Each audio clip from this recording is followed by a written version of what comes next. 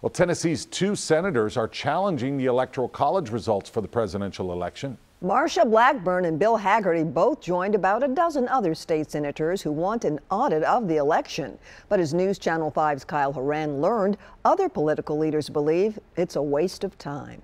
Do the right thing. Speaking from his office in Washington, D.C., Tennessee U.S. Representative Jim Cooper says he's alarmed by what he's seeing happen in the Capitol right now. They're just, showboating for the folks back home. If they were shooting real bullets, why then it would be a more serious threat to democracy. Both Tennessee Senators Marsha Blackburn and Bill Hagerty have thrown their names in the hat with a number of Senate Republicans who want an audit of the Electoral College presidential tally. They say they want to look into President Donald Trump's allegations of voter fraud. Republican State Senator Mark Pody says he agrees. It's not just necessarily about who wins this election, whether it be President Trump or Biden. It is the process. And I think that there are so many people that are very frustrated that they don't trust the process at this point. But Representative Cooper says he thinks this is a stunt and one that has ramifications for democracy. I'm hopeful that young people do not think that this is somehow the new normal, because the United States of America is not and has never been a banana republic. But right now we're facing that. Recently, there was a letter sent by the 10 living former secretaries of defense, Democrat and Republican, and the letter was actually led by Dick Cheney, who is no liberal, who is no Democrat, worried about the possibility of the military being called on to somehow rescue the Trump presidency. That is tantamount to a coup. Things like that should not even be whispered in this country. It is completely wrong. Instead, Cooper says the country should be focused on battling COVID or recovering the economy. Kyle Horan, News Channel 5. Do you have questions about the laundry list of lawsuits regarding the presidential election? We sit down with State House Representative Mike Stewart tonight on Open Line to discuss. That's at 7 on News Channel 5+. You can also watch it live on all streaming platforms. Well, the expected post-holiday spike in COVID-19 hospitalizations has arrived. Los Angeles health officials say they're losing one person to the virus every 15 minutes, and they expect it to get worse. Lack of space has forced hospitals to treat patients in hallways, hospital gift shops, even hospital chapels. Ambulances in LA County have been directed not to transport patients with virtually no chance of survival and to use less oxygen when treating patients en route. Even upon arrival, patients have a long wait before they get to see a doctor. We're waiting 2, 3, 4 hours minimum. Used to be a 7 to 10 minute drive to a hospital. Now we're having to drive even further. Only about 1% of California's 40 million residents have been vaccinated. The governor blames logistical challenges and wants to expand vaccination locations to include pharmacies, clinics, and even dental offices. That massive surge in LA County led to the Grammys deciding to postpone. The Recording Academy says it's going to move the show from January 31st now to March 14th. The ceremony was already going to be limited without an audience and only allowing presenters and performers on site.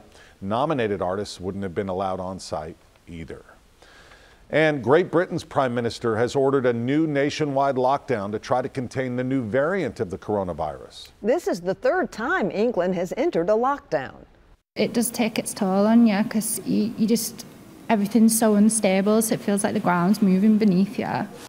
British officials say hospitals are under more pressure than any time since the pandemic began. There were more than 26,000 people with COVID-19 in England's hospitals yesterday. That's 40% higher than the worst numbers back in the spring. Still, scientists say the new variant in the UK is less concerning than another strain detected in South Africa. That strain apparently has more mutations, causing fear that it could make vaccines less effective, but it still shouldn't fully negate the immunity. Some states are already implementing their mass vaccination plans. How many people camped out for their chance to get the vaccine in Florida? Meanwhile, some questions remain for certain people when it comes to the vaccine, what we still don't know about it. More cold air on the way. We'll take a look at when it gets here and what it means for your weekend coming up on News Channel 5 at 6:30. Get the news you need anytime, anywhere. Find us on your schedule by searching News Channel 5 on your favorite streaming device. Rely on us through these uncertain times. News Channel 5 now.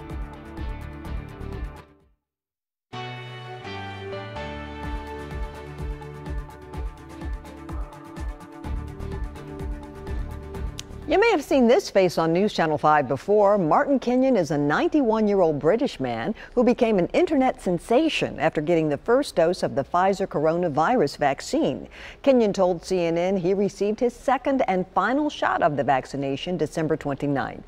He says he's in good health and still in awe of just how much attention he keeps getting over his vaccination. 1,000 people parked overnight in Daytona Beach waiting for their chance to get vaccinated this morning. The caravan filled the 64-acre Daytona Stadium last night. Some came prepared with full-size RVs, prepared to camp for the night to get their vaccine. Many of the seniors said the cold was a small price to pay to get a shot at reconnecting with family again. You know what, I just don't think we have anything better to do right now. I want to be well. I want to be able to see my kids and my grandchildren. That means a lot. Daytona Beach police said the wait was long this morning, but everyone was in good spirits. People who are pregnant, nursing, or who are immunocompromised or have allergies may be wondering if the vaccine is right for them. Well, research still being done to determine if both the Pfizer and Moderna vaccines are safe for children and younger teens. If you're pregnant, you can choose to get the vaccine, but no, they weren't extensively studied in pregnant women, so there's limited data in that group. Same goes for the immunocompromised. However, the vaccines aren't believed to be harmful for someone nursing. If you have allergies, review the components of the vaccines first. Talk to your doctor before getting it. The latest stimulus bill will bring relief to millions of renters. We're going to explain how coming up. Steve? Roy, the Titans accomplished their first goal, but they aren't satisfied. Details ahead on News Channel 5 at 6:30.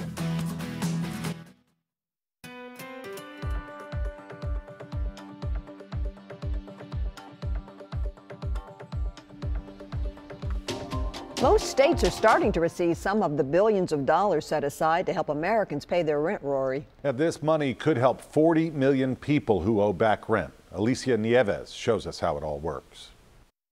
In the latest stimulus package, the federal government has paired the new eviction moratorium extension with $25 billion in rental assistance. These funds can be used to pay back rent or back utility that's owed.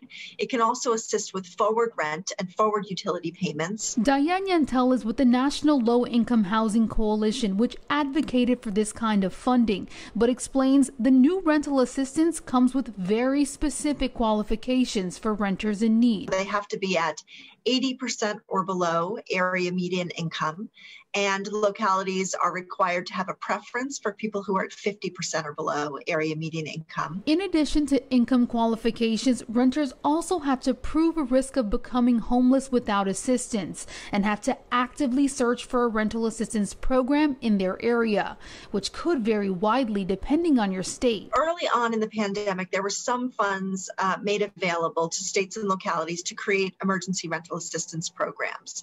So we've been tracking those programs. At last count, there were about 520 of them across the country.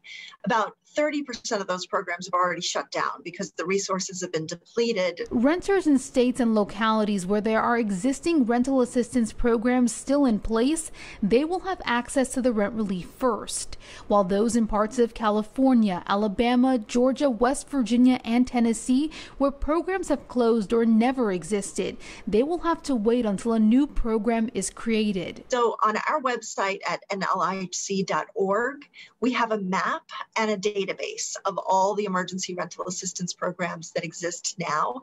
We'll continue to track those, so that might be a good place for viewers to look.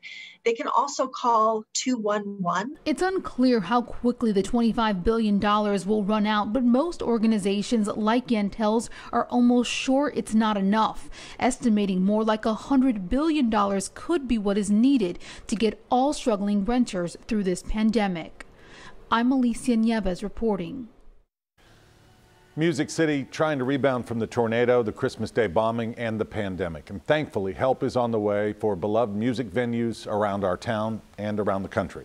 The National Independent Venue Association didn't exist before the pandemic. The nonprofit helped lobby Congress to provide $15 billion